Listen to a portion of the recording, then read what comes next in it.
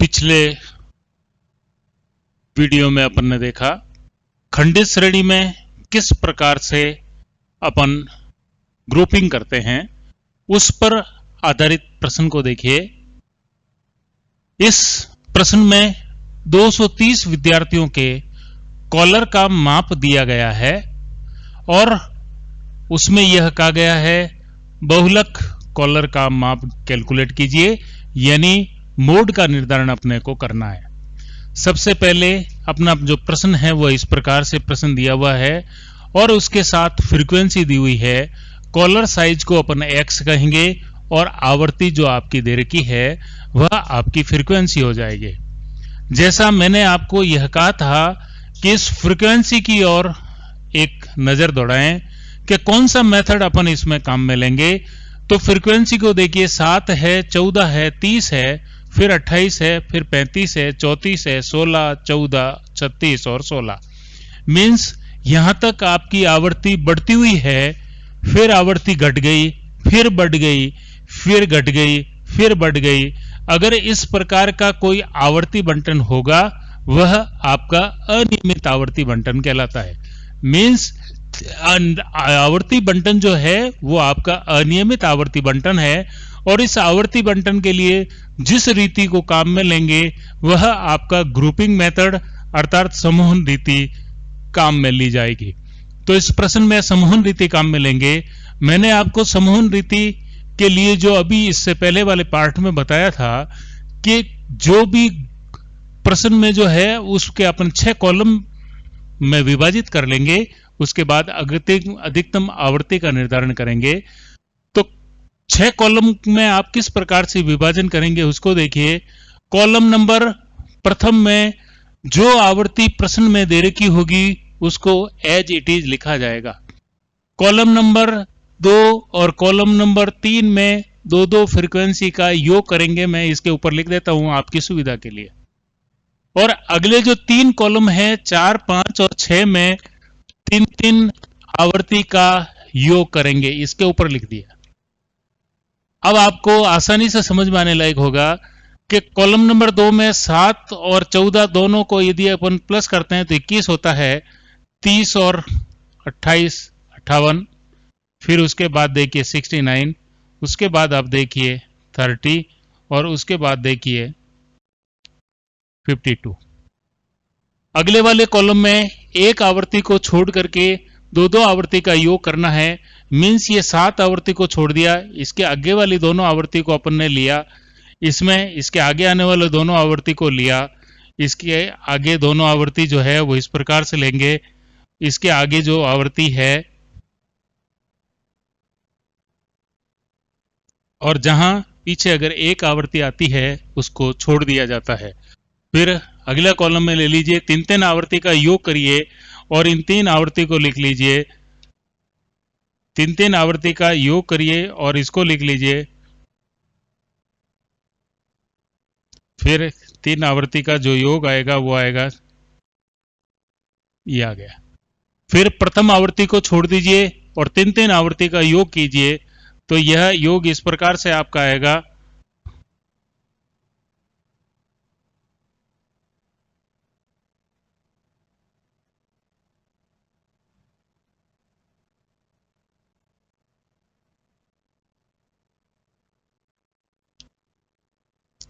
फिर प्रथम और द्वितीय 2 आवर्ती को छोड़ दीजिए और उसके बाद वाले योग को लिखिए, तो यह योग आपका इस प्रकार से होगा।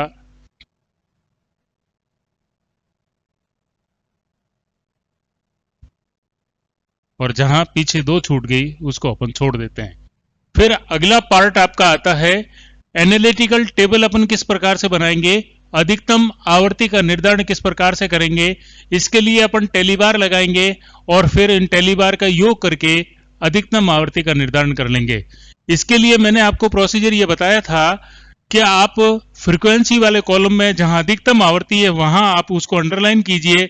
36 अंडरलाइन किया और 36 के सामने आपका एक टेलीबार लगा दिया। फिर अगले वाले कॉलम में लिया, 69 इसकी अधिकतम आवर्ती है, तो 69 जो आपका 36 और 37 जो है वह उसका योग होगा।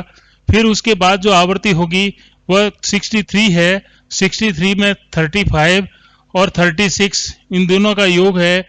फिर उसका अगला 97 है जो 35, 36 और 37 का योग है। उसके बाद 85 है जो 36, 37 और 38 का योग है। और जो 93 जो आ रहा है वो आपका 34, 35 और 36 का योग आ रहा है। यह आपका इस प्रकार का योग जो आ रहा है वह आपका टेलीबार कहलाएगा। अर्थात यदि अपन टेलीबार वाले कॉलम को देखें तो टेलीबार आपके इस प्रकार से बन करके तैयार हो गए, इनको अपन टेलीबार कहेंगे। अब जैसा मैंने आपको यह बताया था कि इसका जो यदि अपन इसका सम करें, इसका योग करें तो 14 के बराबर हो जाना चाहिए। तो अधिकतम आवृत्ति जो आपकी है वो यहां लिख दी, 1, 3, 5, 3 और 1, इनको जोड़िए, 3 और 1 4, 5, 9 और 3 12, 14 कॉलम आपके टोटल हो जाने चाहिए। कहीं मिस्टेक है तो उसको दूर कर लें।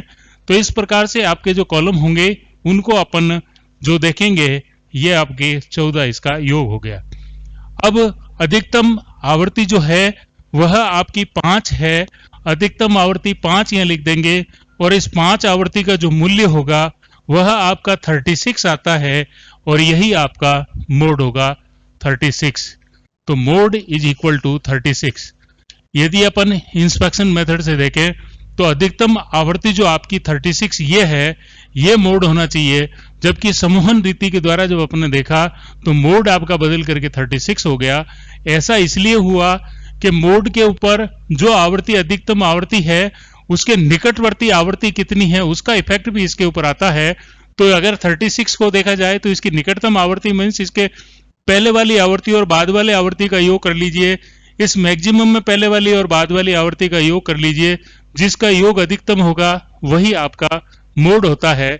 इस प्रकार से अपन मोड का निर्धारण करते हैं। यह था आपका खंडित श्रेणी में मोड का निर्धारण अपन किस प्रकार से करेंगे। अगला पार्ट आपका आता है, वह आता है कि सतत श्रेणी में मोड का निर्धारण किस प्रकार से किया जाएगा। तो देखिए, खंडित श्रेणी और सतत श्रेणी में एक मूलभूत अंतर है, इसके अलावा कुछ भी अंतर नहीं है।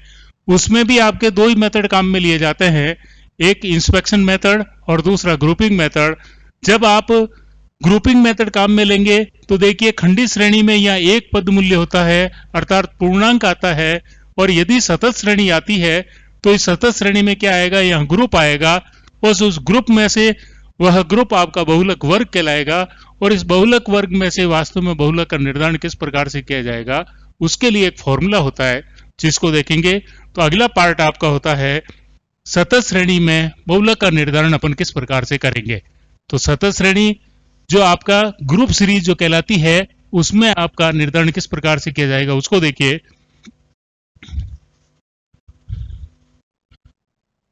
सतत श्रेणी में या कंटिन्यूस सीरीज में बहुलक का निर्धारण, सतत श्रेणी में बहुलक जिस प्रकार से अपन ने डिस्क्रीट सीरीज में बहुलक का निर्धारण देखा, दो मेथड है, ठीक उसी प्रकार से सतत श्रेणी में भी बहुलक का निर्धारण करने की दो रीतियां होती है। वह रीतियां आपकी जो डिस्क्रीट सीरीज में अपन ने पढ़ी थी वह के वही अपने इसमें भी होती। पहला जो कहलाती है बाई इंस्पेक्शन मेथड कहलाएगा, निरीक्षण रीति इंस्पेक्शन मेथड, इस इंस्पेक्शन मेथड द्वारा। और दूसरा जो मेथड आपका कहलाएगा वह बाई ग्रुपिंग मेथड कहलाएगा, ग्रुपिंग मेथड अर्थात समूहन रीति।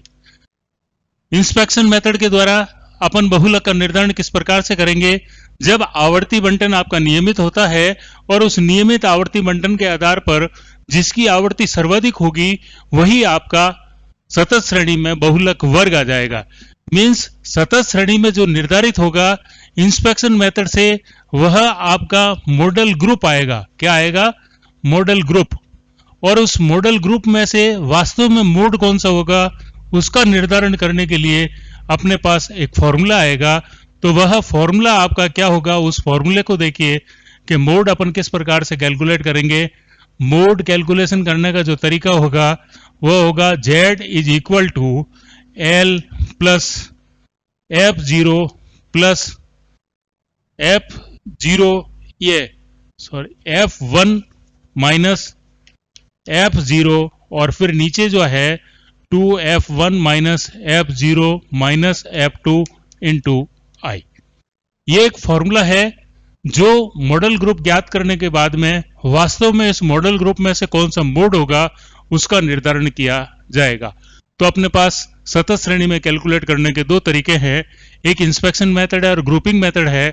या तो आप इंस्पेक्शन मेथड से या ग्रुपिंग मेथड करके जब अनियमित आवर्ती बंटन होता है तो इसके अभी अपन ने पढ़ा था कि उस ग्रुपिंग में से बहुलक वर्ग आ जाएगा और बहुलक वर्ग में से वास्तव में कौन सा बहुलक होगा इसका निर्धारण करेंगे। तो अब जो अपन ने फॉर्मूला लिखा था उस फॉर्मूले के नोटेशंस को देख लीजिए।